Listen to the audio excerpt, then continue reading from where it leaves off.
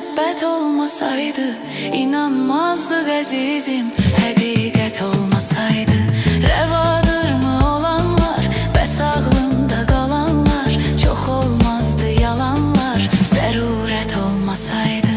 Ürək sənlə yaşlanıb, sənlə qocalmaq istər. Ümid sən ayrılarkən yanında qalmaq istər. Verəndə son qərarın, ömrümün ilk baharın, əlindən ixtiyarın, gedərkən almaq istər.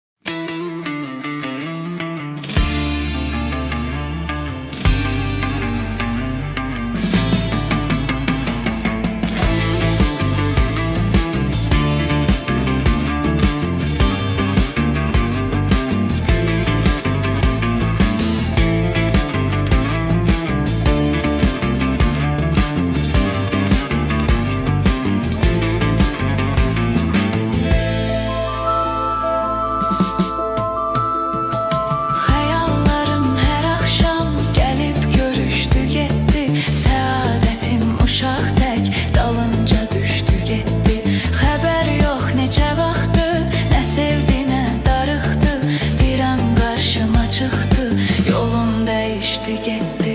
Ürək sənlə yaşlanıb, sənlə qocalmaq istər.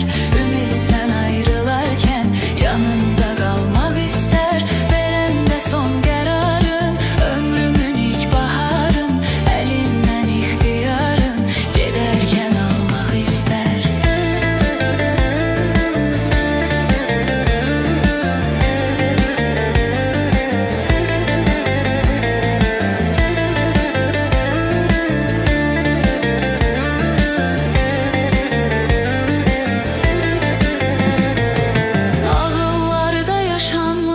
Məhəbbət olmasaydı inanmazdıq əzizim. Həqiqət olmasaydı